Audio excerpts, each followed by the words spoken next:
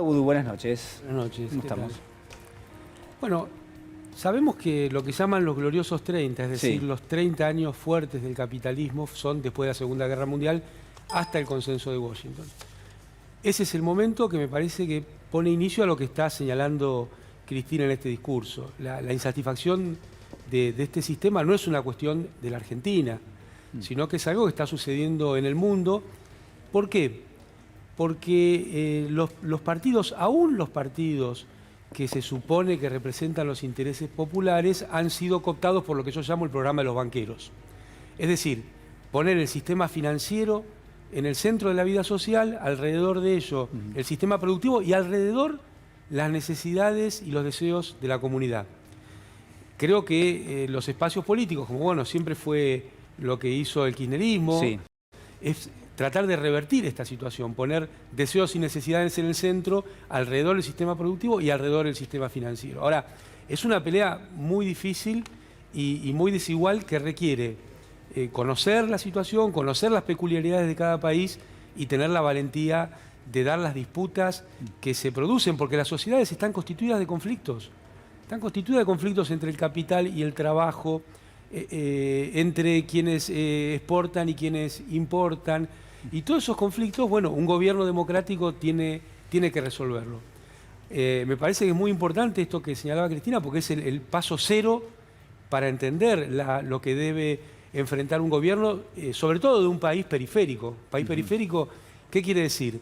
Es un país donde su acumulación de capital no la deciden los propios actores del país, sino que se decide por afuera de ello. Y este es parte de los problemas que enfrenta el gobierno. Sí. Primero que nada, enfrenta venir después del gobierno de Macri, no hay ninguna duda. Claro. Macri puso en marcha un proceso de endeudamiento feroz, puso en marcha una inflación desbocada, puso en marcha caída de salarios y de jubilaciones. Ahora, no coincido con el análisis que hacías al principio respecto al rol de la pandemia. Yo creo que la pandemia fue un espacio extraordinario para tomar decisiones de cambios estructurales a partir de la política. Y creo que ese tiempo lo perdimos, porque lo perdimos con cuestiones como Vicentín o con otro tipo de cuestiones. Pero, Esto Amado, implica... pero no había que estar en ese momento para tomar definiciones. Uno no sabía cómo iba a prosperar o no el tema de la pandemia, cómo iba a impactar. Había una crisis de oferta y de demanda enorme. El gobierno salió a asistir con las vacunas. Digo, El gobierno hizo cosas muy buenas. Salió con el tema de las vacunas con Rusia cuando le estaban pegando por todos los costados por esa situación. Eso fue una política brillante que tuvo resultados concretos muy buenos. Ahora fíjate, ahí se atrevió a enfrentar el aparato mediático, el aparato del lobby de los medicamentos, enfrentó todo y salió adelante. Me parece a mí que ese es el camino, cuando uno toma una determinación. Salió adelante con el tema de sostener ingresos de parte de la población que no tenía. También lo hizo. Claro, el IFE, el ATP, todo eso. Exactamente. Menos tal vez de lo que alguno hubiera querido, pero ¿qué importa lo que a mí me gusta? Y lo que importa es que se hizo y creo que fue un buen camino. El tema de el impuesto, la contribución, que no quisieron llamar impuesto para las grandes fortunas, que fíjate una cosa, ¿no? Es cuando se habla de estadísticas, porque también ustedes hablaban del crecimiento del 10%, cuando se elige qué medir o sobre qué poner el eje, también es una decisión ideológica.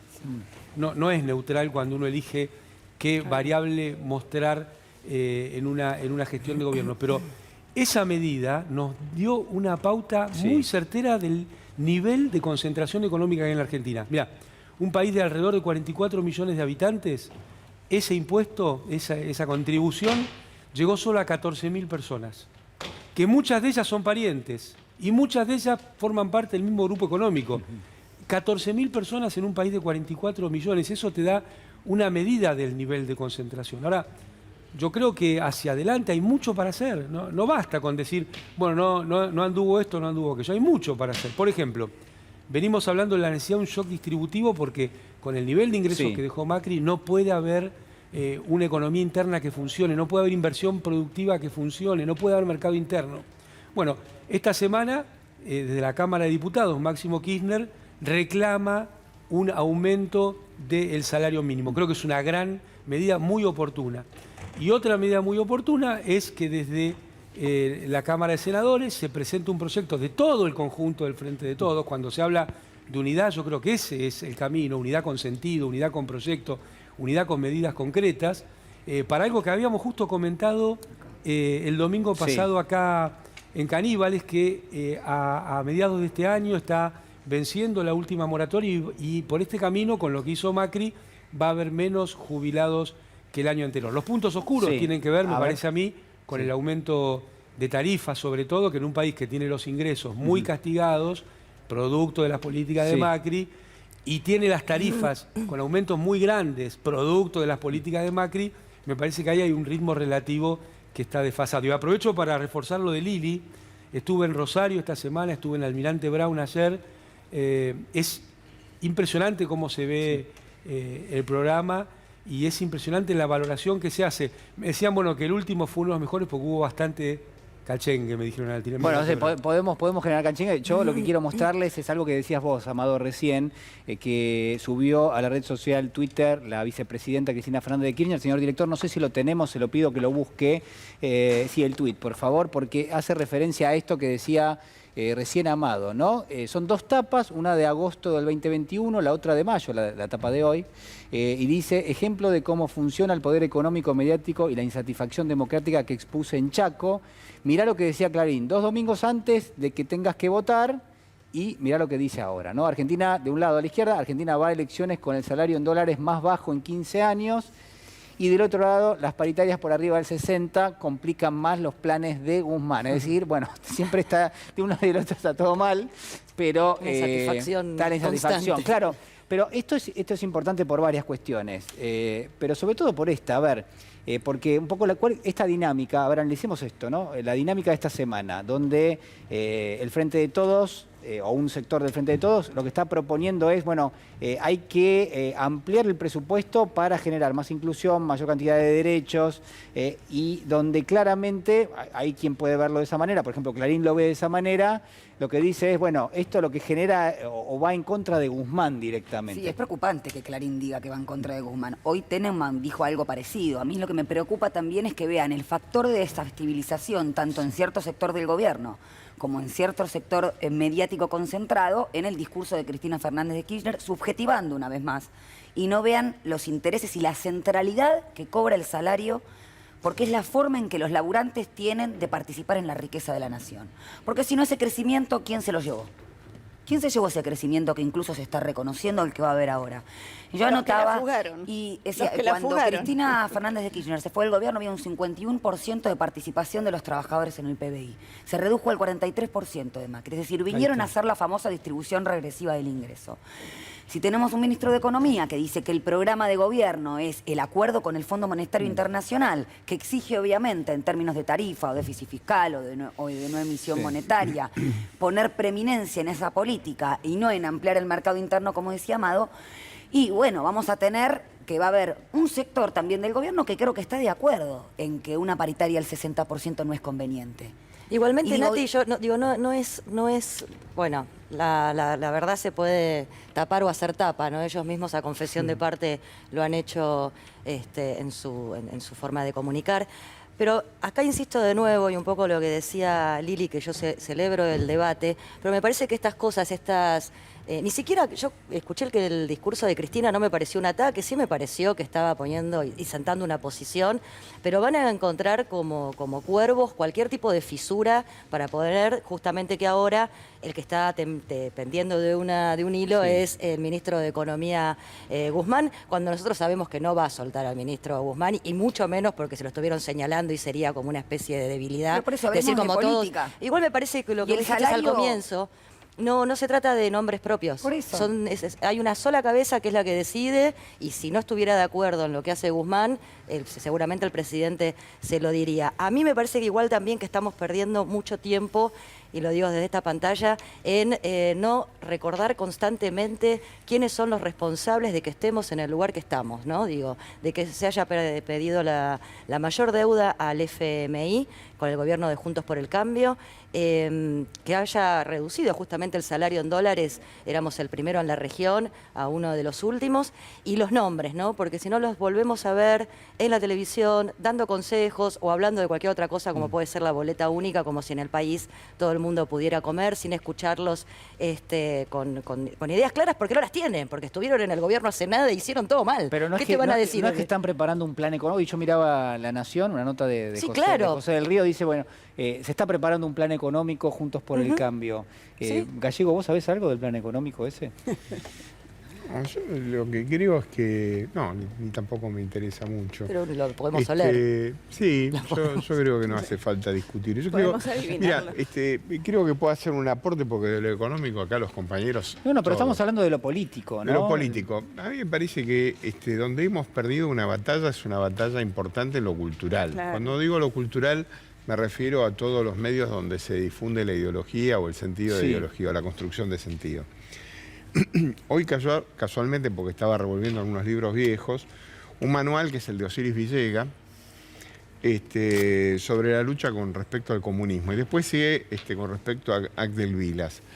Y ellos dicen, siguiendo esa línea, que no es por el comunismo propiamente dicho, sino todo lo que significa estructura de pensamiento, dice, nuestros padres ideológicos han sido los militares de los Estados Unidos y los franceses de Argelia, ¿no? Esto era lo que... O sea, la batalla que se tiene que librar no es una batalla territorial, sino cultural. Lo que hay que descabezar es maestros, estudiantes, todo lo que de alguna manera signifique los medios, por supuesto, y la concentración de medios para acabar con el tema de los grandes opositores que nosotros podemos llegar a tener. Es un plan de ejercicio de batalla que se llevó a la práctica. Hoy, obviamente, esos métodos son repudiables, ya pasó lo que pasó, los militares ocupan el lugar que ocupan, pero digamos, el centro de la discusión y del debate sigue estando exactamente alrededor de los mismos temas. Porque esa etapa que acaba de mostrar la vicepresidenta y el funcionamiento del desánimo en el total de la sociedad, Sí. y la construcción de sentido de que si Clarín lo dice, ¿cómo es que el gobierno no va a hacer de alguna manera algo parecido a lo que Clarín plantea? Porque ellos no son ni más ni menos que los voceros de AEA. Y esa construcción de sentido vos la vas desparramando a toda la sociedad y finalmente el propio pueblo cree seriamente que esa hegemonía que le viene dirigida de los medios hace que terminemos en la época de Macri y decir que comer tierra era sano. O sea, Y preguntar quién es quién gobierna, ¿no? Otra vez. Es claro, decir, ese tipo de debate. entonces me parece sonso. a mí me parece que más allá, digamos, del tema económico puntual, que yo creo que se puede resolver con algún grado de sensatez, lo que estamos en discusión es quién tiene las herramientas políticas y cómo las utiliza desde el punto de vista cultural. Y desde el punto de vista cultural, nosotros votamos una cosa hace 4 años y los resultados, más allá de la pandemia, que acá Aníbal Fernández dijo algo muy importante cuando Aníbal Fernández participaba de este programa. Ya el tema de la vacunación no es del gobierno, es del pueblo. Sí, sí. Entonces, hay logros o hay actividades que naturalmente son encomiables de este gobierno, pero ya pasaron, ya fue. Entonces, hoy por hoy lo que está en discusión concretamente es cuál es la línea que el gobierno tiene que seguir para llegar a una alternativa de una próxima elección y volver a ser reelegido, porque lo que te espera del otro lado son los dueños de la batalla cultural. Sabemos lo que nos espera del otro lado y retomo lo de la incomodidad de la democracia porque hace rato que venimos Claro. planteando que efectivamente desde los feminismos, desde el movimiento mujeres, que la democracia en estos términos no funciona y deja afuera una enorme cantidad de gente. En la ciudad de Buenos Aires le bajan el dinero a las maestras y a los equipos de educación que asistieron el 8 de marzo al Día Internacional de las Mujeres a la marcha, a pesar de que les habían dicho que esto no iba a suceder. Hay un Estaba reclamo. Acuña con ellas. Exactamente. Se pavoneó ahí con Se la pavoneó, educación. decíamos que está haciendo Acuña ahí, creo que incluso lo comentamos aquí el domingo. Bueno, tal como corresponde a este sistema de hipocresía absoluta, te palmean un poquito así y después te clavan el puñal, les descuentan el sueldo, se enteraron 2 meses después. Entonces, a la pregunta de qué va a pasar si ganan, querido amigo, la tenemos clara en la ciudad de Buenos Aires. Lo sabemos perfectamente. Negocios que se desconocen, edificios que se destruyen, verde que desaparece. Y con algo más terrible, Lili, que ellos no piden ni permiso, No ni piden diálogo, permiso, ni no lo someten. sentarse y Y a es de democrático? Sí, es democrático. ¿Ganaron elecciones democráticamente? Sí. ¿Es legal lo que hacen? Sí. ¿Es legítimo? No. Se llevan puestos los derechos, los edificios, el patrimonio histórico, el verde, que es pulmón de manzana. Eso va a pasar si efectivamente vuelven en el 23. Les propongo algo, no sé si están bien de ánimo, porque aparte en la lógica de producción. Perdón, este programa tendría que ser exportado hacia el gobierno, porque decimos muchas cosas salvajes, pero con un tono extraordinario. Y vos deberías ser el que dirija el debate. No, yo los veo cada vez más caníbales, pero bueno, no importa. Digamos. Tengo un Larreta por planes sociales. Tengo un Larreta por planes sociales, un Esper por leyes laborales. Tengo un Bullrich, señor director. ¿Por qué era Bullrich? Porque no me entiendo ni mi letra. Por cerrar ministerios, tengo un Julio Cobos por dolarización. Gente linda, toda gente maravillosa. Propuestas innovadoras. Lo vemos rápido y lo analizamos. Rápido. A ver, vamos, Larreta. Fuerte plan de apoyo social. Pero un plan de apoyo social que cambie la filosofía de los planes sociales actuales. Hoy el que tiene un plan social no quiere y no le conviene laburar. Y es exactamente al revés lo que hay que hacer. Hay que tener un sistema que incentive el laburo, con planes a término, con planes que se cortan si la gente no acepta un trabajo. Hay un montón de mecanismos en el mundo para eso. Y en este contexto, a ver, lo que hay que tener claro es que las leyes laborales tal cual están, son la causa, no la única, pero una causa muy importante de por qué tenemos 7 millones de trabajadores trabajando en negro, el 40% de la población laboral. Porque es y las causa. Empresas no quieren tomar... ¿Y a qué le vamos a echar la culpa si tenemos 7 millones de trabajadores trabajando en negro, el 40%? No, y el monotributo también. Laborales. Claro. Y el monotributo también, que es una el ley monotributo, vieja. los autónomos. Claro. Sí, todo es viejo, hay que cambiar todo. Pero las leyes laborales también. Vas a tener como 1 millón de ministerios para cerrar también. ¿Cuántos ministerios vas a tener, Porque Patricia? ¿cuántos ministerios? La verdad que... Mauricio los bajó. Para 8. A ver, 8 ministerios. ¿Cómo es, Patricia? 8 ministerios. ¿Cuántos ministerios hay? Salud es ministerio. Mirá, salud es ministerio. Salud es ministerio. 8, porque yo pienso que muchas cosas hay que las tiene que dejar de hacer el Estado y tienen que ser públicas privadas. ¿Cuáles, por ejemplo, Patricia? Por ejemplo, a ver, la salud en la Argentina, el Ministerio de Salud hace casi nada. Hace casi nada. Vos tenés que administrar obras sociales, prepagas, un sistema de salud que ya no es como antes. La educación la tienen las provincias. Hay que armar un sistema federal real de conducción de la educación, no un consejo federal cada tanto y un ministerio que no se ocupa de nada.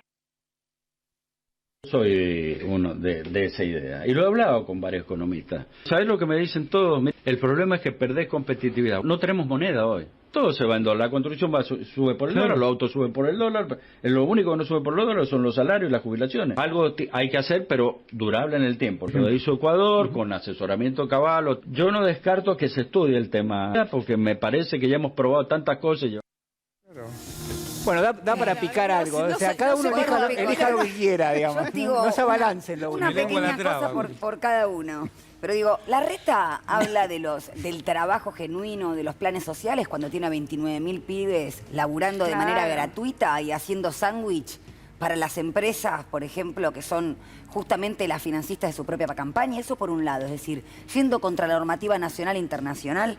Después, Espert tiene un discurso muy vetusto, porque el discurso de la caída del estado de bienestar le atribuye al salario toda la problemática y al Estado grande. Es decir, es un discurso muy viejo, es un discurso que se probó en la Argentina, la reducción de las contribuciones patronales la hizo el gobierno de Menem, terminamos en el gobierno de la Alianza con un 21% de desempleo. Pero Natalia, digamos, ¿cuál es la ecuación que pinta Espert? Dice, como hay leyes laborales, hay informalidad. O sea, para él, porque hay leyes, hay informalidad. Bueno, justamente lo contrario, porque los rubros que más informalidad tienen son los que tienen las leyes más flexibles, como por ejemplo el rubro de la construcción, que tiene un estatuto del año 1976 o post-dictadura, y que es, no, 1981, perdón, y que es el que justamente quieren copiar, el régimen de capitalización, destruir la indemnización por desempleo. Pero después también escuchar a Bullrich hablar de ministerios y de reducción de ministerios y de la salud. Sí. Hace poquito hubo en la provincia de Buenos Aires un congreso COSAPRO y que justamente resaltaban esta cuestión. La descentralización del sistema de salud, que vimos lo bien que funcionó el sistema de salud público en la pandemia, sucedió en todos los gobiernos dictatoriales, desde Onganía hasta la última dictadura militar. Entonces proponen siempre el plan de hambre a los sectores populares y de quita de derechos. Gallego, ¿vos querés elegir algo? ¿O querés todo el combo completo, digamos? Yo hice ya un picadito. No, es que la verdad... Tengo el de 1 millón de ministerios, ¿no? Yo la verdad que los veo, ¿no? Pero atrasan, ni siquiera son conservadores. Porque en verdad si fueran conservadores, por ahí a lo mejor, qué sé yo, algún conservador de los años de la generación del 80, con que consideraban que Argentina era una gran estancia, pero ellos querían la mejor estancia posible para su, ¿no? Para su disfrute. La verdad es que es un nivel de pobreza total, de discusión. O sea, ni siquiera la derecha conservadora de la República Argentina da algún, qué sé yo, no hay un Adolfo Bioy, no hay un Borges, no hay nada. La verdad que son lamentables. Lo de esta señora Bullrich, yo ya creo, bueno, el programa de Bullrich y Canosa, la verdad, era necesario tener que pasarlo. Sí, yo creo que lo voy a pasar de vuelta, señor director. No. Amado, ¿qué te parece? Bueno, salvo Espert, son toda gente que le ha ido muy mal en la función pública. Espert no ha participado todavía en la función pública, pero Patricia Bullrich, por ejemplo, fue la que le sacó el 13% a los jubilados, a los docentes y a las provincias, porque ella hacía una mención sobre el federalismo. Claro. La ley de déficit cero, que trajo el Fondo Monetario con Cavallo y con De la Rúa, y con Sturzenegger, esa ley de déficit, era viceministro, la ley de déficit cero le sacó el 13% a las provincias también. Entonces, es todo muy loco, ¿no? Y habla del Ministerio de Salud cuando fue una de las políticas que mejor funcionó en la pandemia. Y dice que Macri cerraron ministerios cuando en realidad primero abrieron más ministerios que nunca. Es todo mentira. Pero muy en concreto, ella le sacó el 13% a las jubiladas y jubilados, a las docentes, al sistema universitario. Ya el Ministerio de Educación de la Nación se ocupa del sistema universitario nacional, por ejemplo. Parece que no está en la agenda de Patricia Bullrich, pero ella le sacó el 13%. Y Larreta fue el hombre que fue el gerente general de ANSES de Menem para poner en marcha el sistema de AFJP. O sea, que armó el ANSES residual para terminar con el sistema público en la República Argentina. Entonces, bueno, pero, está claro. Perdón. Es todo representante del menemismo en distintas expresiones. Exacto. ¿José? Sí, a mí me quedó picando esto de Cobos en el final, hablando de Cavallo, y el flank se instrumentó en Ecuador. O sea, un agujero que se ve del otro lado, China, quedó en Ecuador. No, pero pide el asesoramiento de Cavallo para hacerlo bien, digamos, el agujero para la organización. Pero es una cosa que yo no lo puedo creer, porque en verdad, si uno va a un club de fútbol y el técnico no gana 4 partidos, en el quinto te echan. Acá son todos mariscales de la derrota. O sea, Melconian dando clases de economía en el Yao Yao. Este Cavallo que sigue apareciendo, que todavía es una cosa que no se puede creer. Nos dejó sin Sturzenegger, sucesivamente ministro de Economía, secretario de Economía, de Finanzas del Banco Central, de la madre que lo parió, un tipo que ha fracasado en todas las líneas. Digo, por eso me parece como que si la derecha vuelve a ganar con estos monstruos, aparte de ser unos idiotas los argentinos, demuestran una falta absoluta de imaginación. No son capaces de crear un tipo de la derecha que por lo menos sea divertido. Hay otra cosa que tiene que ver con recuperar, y escuchándola a Patricia con Viviana Canosa en particular, además, con lo cual se potencia un esquema, por un lado, de enorme crueldad para con la gente, ¿no? No me importa nada quién sufre, quién se muere, quién se cae, quién no cobra, es clarísimo de parte de las dos.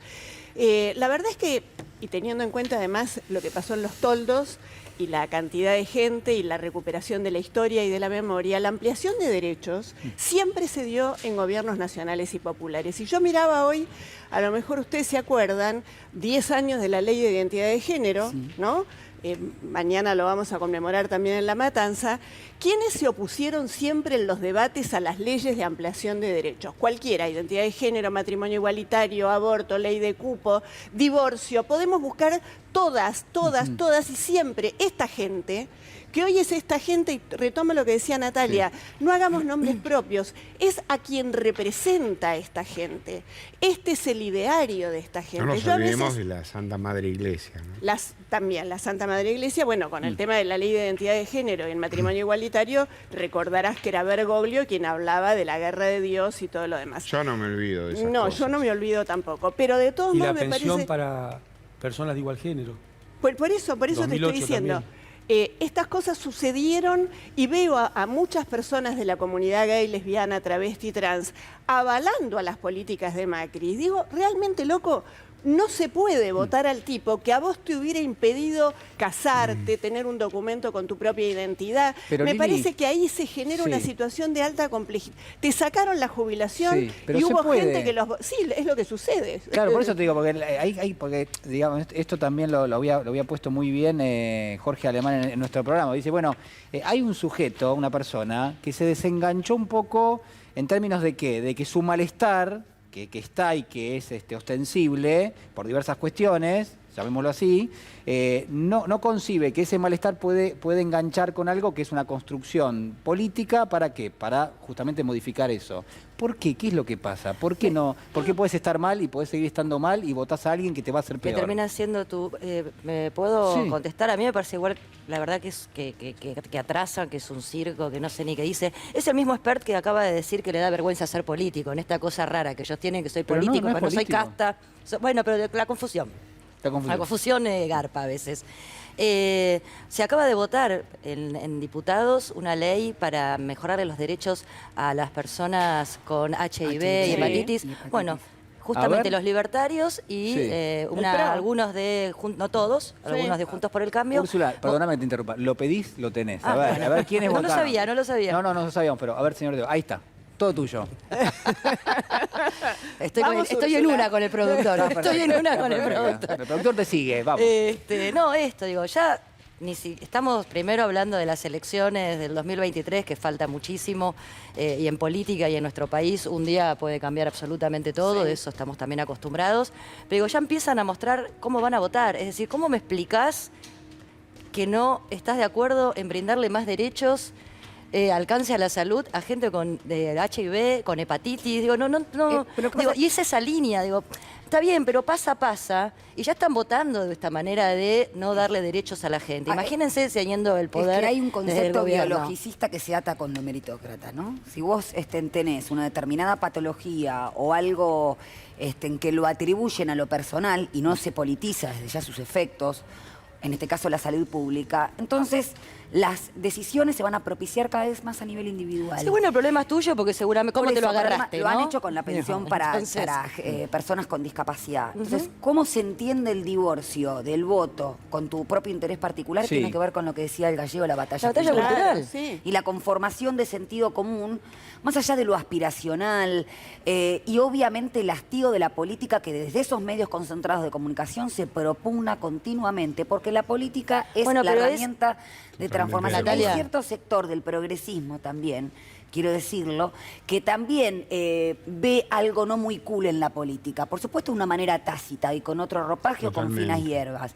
Pero hoy en día parece ser que hablar de todo lo que sea construcción de lazo social y demás está mal, no es cool. Por eso digo, se va privatizando los efectos de la política o se va, acá tenemos a una psicoanalista, deslibidinizando el lazo social. Me gustaría traer a la mesa una encuesta que leí hoy donde gran parte de la población de nuestro país cree que la deuda con el FMI la tomó Alberto.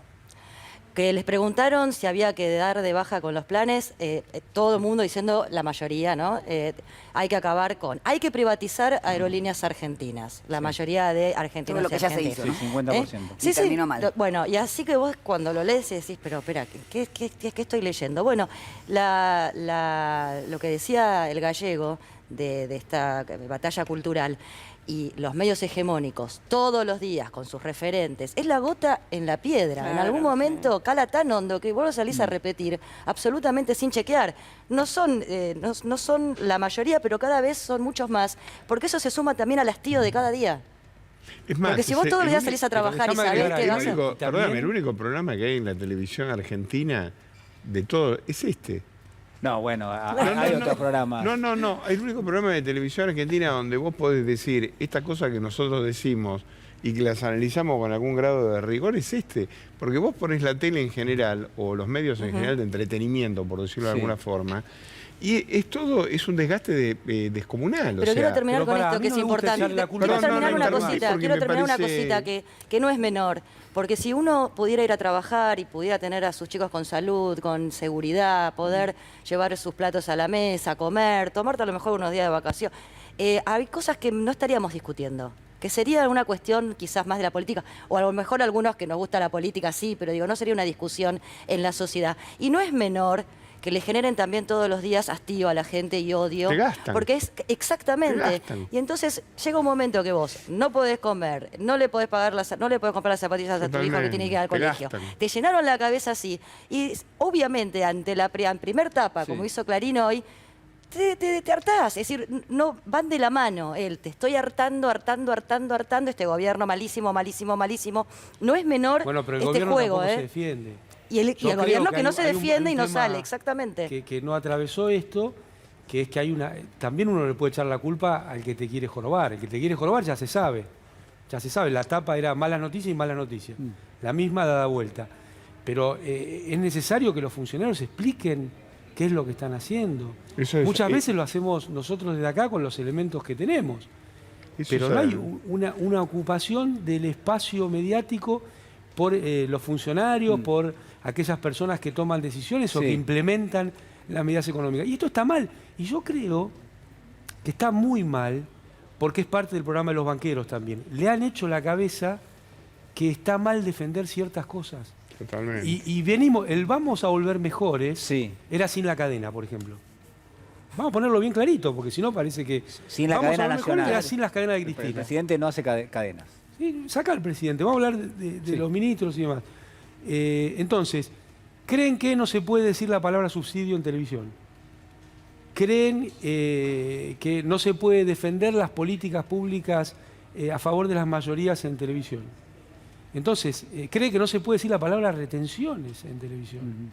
Entonces se hace muy difícil avanzar en políticas públicas y construir poder popular cuando no estás dispuesto a dar ese debate en la televisión, o en la radio, donde fuera. Hay una cosa que, por ejemplo, yo acá lo he dicho en reiteradas oportunidades en este programa. ¿Cómo vos no le vas a explicar? Llámale cadena nacional, llámale como vos quieras. ¿Cómo vos no le vas a explicar a la gente en qué consistió el acuerdo con el Fondo Monetario Internacional? Claro. Pero lo tenés que explicar como a un chico de 6 años. Es decir, esto es lo que vamos a firmar, esto es lo que nos dejaron, estas son las consecuencias y esto seguramente es lo que va a irradiar para los argentinos en los próximos 50 años. Bueno, esas cosas no están explicadas. Entonces, lo que sí siento, yo soy un fanático, estudioso del periodo del 33 al 45 de la Alemania nazi, ¿no? O sea, no es la guerra, sino la preguerra, es gebeliano.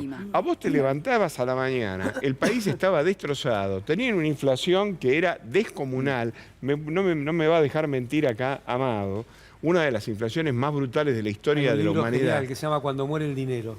Exactamente. De esa época. Y naturalmente que un tipo se levantaba a la mañana y decía, el responsable de todo esto son estos judíos, son los comunistas, son los socialistas. Tanto le terminaron comiendo la cabeza que uno de los pueblos que inventa prácticamente la filosofía contemporánea, un pueblo extraordinariamente culto, con una capacidad de los mejores músicos de la historia de la humanidad, con ese nivel de cultura, terminó abrazando a un pintor de brocha gorda para cometer la masacre más grande de la historia de la humanidad.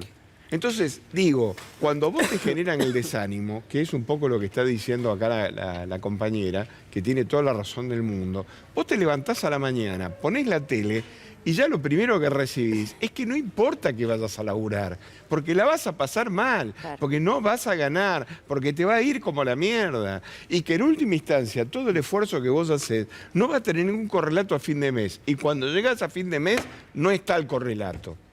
Entonces, los tipos te ganan la batalla cultural. Si a eso sumás que los políticos, ¿no?, en general, de un lado y del otro, no se ponen de acuerdo en cómo explicar determinado tipo de circunstancias que le pasa a la gente común, generas un caldo de cultivo que el día que realmente la cosa se arme, no sabés para qué lado sale. Y me parece que este discurso de la aceptación del premio, de los dos, este rato que habló Cristina Fernández, no fue ni más ni menos que relevante en el sentido, para mí es el mejor discurso que dio desde hace mucho tiempo. Pero acaba de explicar, blanco sobre negro, de que la ideología está acá arriba y la realidad está acá abajo. Pero si no sabemos manejar ese amplio acordeón que significa la comunicación cultural, la relación política y el formato, estamos en un problema muy serio. Esta es la advertencia que hay que hacerle a la gente. A ver, señor director, si podemos repasar uno de los fragmentos del discurso de Cristina, una placa, a ver si lo leemos, a ver. Algunos se tragaron que volver mejores era cambiar los modales y no discutir intereses. Ahí está. ¿Tenemos algo más? Nos quedamos ahí. Bueno, volvemos somos al tema. sintéticos. Creo que hay otra cosa al tema de la objetividad. Está hablando de políticas que afecten esos intereses y que tiene que ver con la insatisfacción democrática. Porque si vos crees que vas a confrontar intereses y las políticas públicas que tenés que adoptar para confrontar intereses a través de los canales del diálogo constante, no estoy proponiendo un discurso insurreccional. Lo que digo es que con la política como herramienta tenés que adoptar esas políticas que van a afectar esos intereses con la gente que estás intentando dialogar con el lobo para preguntarle cómo llegás a la casa de Caperucita y ya sabés lo que te va a decir. Bueno, y cada vez que no terminan en nada, vuelve el diálogo, vuelve. Yo voy a dar un ejemplo muy cortito, el tema de Internet y telecomunicaciones con el DNU del presidente, que dijo, bueno, y la pandemia lo dejó expuesto esto, que Internet claramente es un servicio que lo necesitamos todos para estar conectados, también lo mencionó la vicepresidenta en su discurso, y hay unas empresas, ustedes ya saben, Clarín dijo, no, ¿sabes qué? Para mí no, se presentó en la justicia, la Corte Suprema que conocemos, la cajoneó, vamos a ver cuándo va a salir. Digo, puede haber represalias desde el gobierno. Ah, sí, vos haces esto, no tenés más pauta. Ah, sí, no tenés tal beneficio. Digo, me parece que puede haber una respuesta que sea práctica, que el pueblo la vea, que frente a una decisión presidencial, cuando le dicen que no, hay una reacción, y no estar esperando lo que va a decir la Corte Suprema, pero no que sabemos explican, que... no lo dicen. O sea, esto es lo que yo te estoy en diciendo. este caso no lo hacen. Es que no lo hacen ni lo dicen. O sea, es un hecho gravísimo el tema de las telecomunicaciones. Concretamente, si al presidente le cajonean de alguna forma un decreto de semejante nivel, pero vos cómo no te vas a parar delante de todos y decirle cómo puede ser que los jueces gobiernen sobre la necesidad de un tipo que recibió el voto popular para resolver los problemas de los argentinos. Y esto por lo menos no se ha dicho. Pero digo, es entrar a la cancha ya con 5-0 puesto. O el caso Vicentín. Sí, a ver si... Todavía tenemos el lado B, que es la deuda con el Banco Nación. ¿Qué hace el Banco Nación con la deuda de Vicentín? Eso quedó a puntos suspensivos, ¿no? Queda a puntos suspensivos, pero te tenés que parar frente a la población y decirle, che, señores, a ustedes les falta todo esto porque este se lo quedó. Ustedes no tienen la posibilidad de acceder a Internet gratis o a otros costos, porque acá hay empresas que decidieron que no. Que no. Y ahí eso es lo que está en discusión democráticamente. Lo opuesto a lo de Yao Yao. Vos en Yao Yao tenés al establishment decidiendo por fuera del sistema democrático y tomando el examen a los políticos, a las políticas y metiéndole qué tienen que hacer. Por eso está bien hablar. Es esa figura que decís vos, Amado, ¿no? Se le toma examen a un ministro, por ejemplo.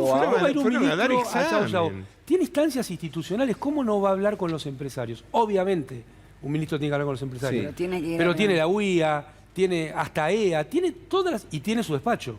Es más, le dieron hasta tiene un despacho, mira. A ver, hablamos de la justicia, ¿no? Y aparece la palabra cautelar. O Perdón, una cosa más, pero no me quiero ir de lo que acaba de decir Amado. De esa vuelta de Yao Yao, el ministro tendría que haber explicado qué fue a hacer y qué fue a hablar. Es cierto, porque es todo off the record aquello, ¿no? Después los periodistas preguntan a un empresario, preguntan al ministro, preguntan a alguien y Cristina reconstruís. dijo con claridad, yo no hablo en off. Lo que digo, lo digo en on siempre. Y me hago cargo. Pongo la cara, pongo el cuerpo y pongo la firma gestión. En on. Y me parece que también es un mensaje. Terminemos con me dijo, te dijo, le dije, en on, en off. Claro. No, bueno, me parece que alguien tiene que hacerse cargo de decir lo que hay que decir. ¿Cómo puede ser que no sepamos qué es lo que fue a decirle el ministro de Economía a estos tipos en el Yao Yao? Y no tengamos una versión oficial de ese hecho. No hay una versión. Yo te digo lo que de alguna manera uno puede reconstruir de lo que se dijo. Se dijo lo que dice Guzmán habitualmente, esto que compartíamos al comienzo del programa, cómo está creciendo la Argentina, que hay que tranquilizar, bueno, etcétera, etcétera.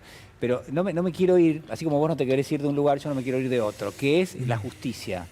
Mirá. Porque Cristina Fernández de Kirchner sí, también la mencionó, Consejo de la Magistratura y Corte Suprema. A ver, señor director.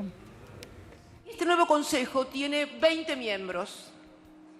El que habíamos reformado tenía 13.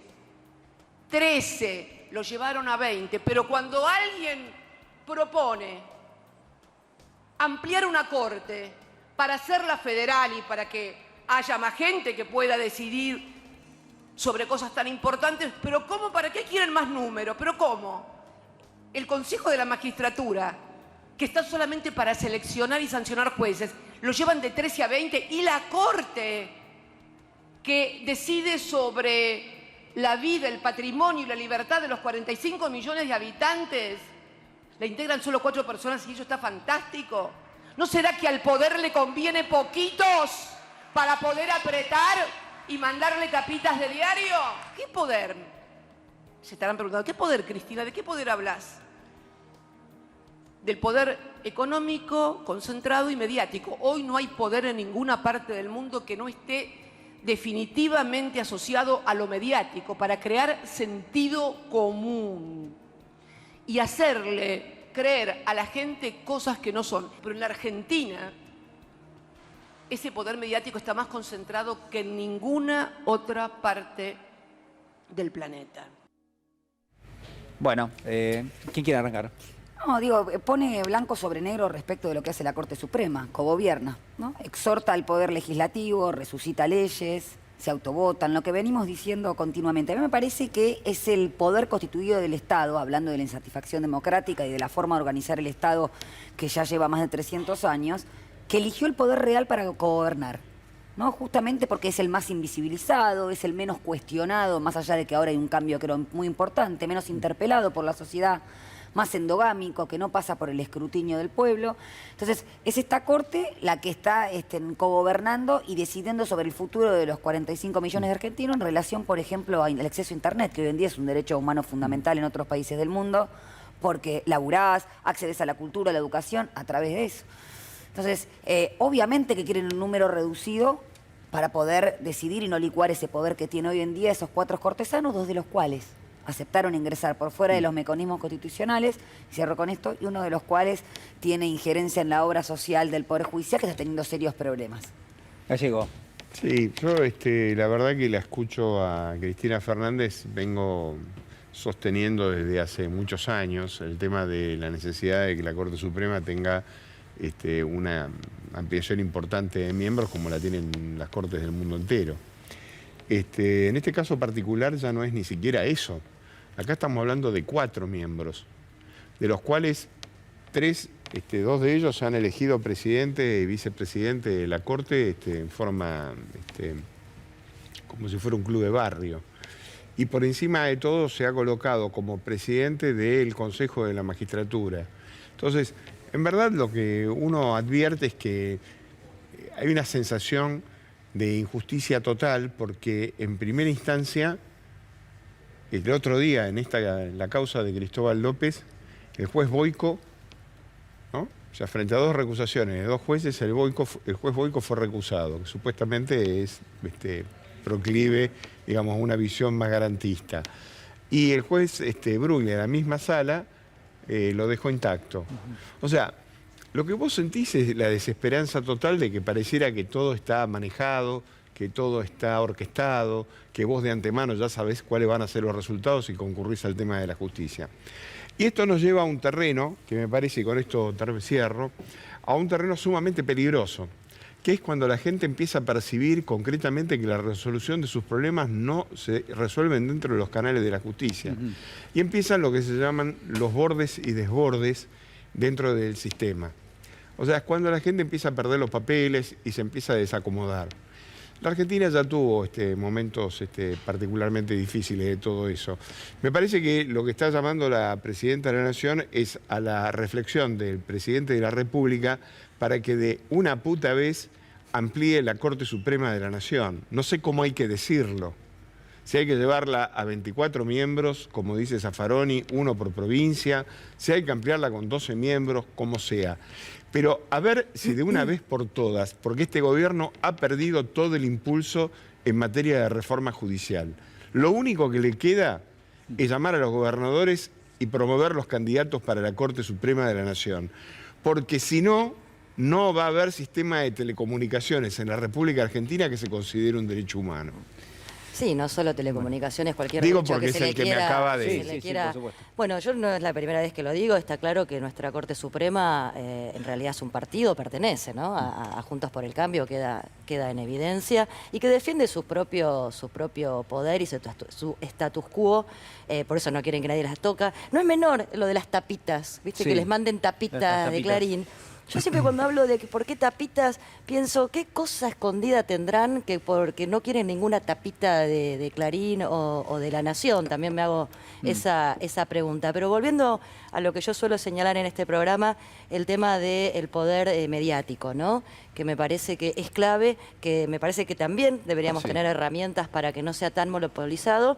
Y dejo a la reflexión algo que pasó esta semana, que en vez de estar debatiendo los verdaderos problemas que tenemos como sociedad, sobre todo hoy en lo económico, estuvieron todos los medios hablando de que si vuelve o no el servicio militar obligatorio. Sumando a la agenda que veíamos recién. Entonces la gente estaba discutiendo el servicio militar. Sí, una locura para quienes tenemos una edad suficiente para recordar cómo luchamos para derogar el servicio. Sí, 30 segundos. 30 Lili, segundos porque nos estamos yendo. Mi solidaridad absoluta para todas las y los colegas de Página 12 que están de paro por una precarización gravísima, un diario emblemático que ha sido una bandera y que nos acompañó en los momentos más difíciles con grandes plumas. Y una enorme solidaridad también y abrazo para Mayra Mendoza, que como decíamos recién, las operaciones mediáticas la construyen delincuenta, yegua, ladrona, no sé si les suena, ¿no? Esto parece que con las mujeres potentes suele suceder con frecuencia, sobre todo en las tapas de algunos diarios. Amado, 30 segundos. Sí, yo los escuchaba y estaba pensando en Milagro Sala, ¿no? Y claro, eso lleva a pensar lo que está sucediendo, lo que sigue sucediendo en la Argentina, que la principal perseguida política de la Argentina es la vicepresidenta de la Nación, a todas claras. El caso ahora sobre Mayra me parece realmente tremendo y no tenemos que perder de vista lo que hay enfrente. Claro. Lo que hay enfrente es la reforma, dijo Rodríguez Larreta, en 100 horas, no 100 días, 100 horas. 100 horas son menos de 4 días si no duermen. Y yo creo que no está todo perdido de ninguna manera. Con un shock distributivo, teniendo cuidado con el tema tarifas, teniendo cuidado con también incentivar la inversión privada, que es muy importante. Bueno, hay que generar más trabajo, shock distributivo y enfrentar el año que viene con una Argentina con esos números. Bueno, la verdad les quiero agradecer muchísimo a todos, han hecho un gran programa, les queremos agradecer muchísimo a todos ustedes que nos han puesto en el... No, a mí no me gusta decir que estamos primeros en rating. No quiero decirlo. Digamos también que tenemos un gran conductor, digamos por favor, yo lo único que hago es paso la pelota. Bueno, muchísimas gracias, nosotros hacemos una pequeña pausa para cerrar el programa. Gracias. Económicos, por un lado la inflación del mes de abril que va a dar a conocer el INDEC, importantísimo, no solo digo por el dato en sí, sino también muchas veces por la reacción que genera. Hay que mirar al Banco Central a ver si va a subir tasas de interés y por supuesto también la respuesta del gobierno. Por otro lado, también importante, comienza la revisión trimestral del Fondo Monetario Internacional, aplicada al primer trimestre del año claramente, donde las problemáticas probablemente van a empezar a surgir a partir del segundo trimestre, pero también allí me parece que la disputa de carácter político va a ser relevante para el análisis. Me despido de todos ustedes, nos reencontramos el próximo domingo 21:30. Cuídense, chau.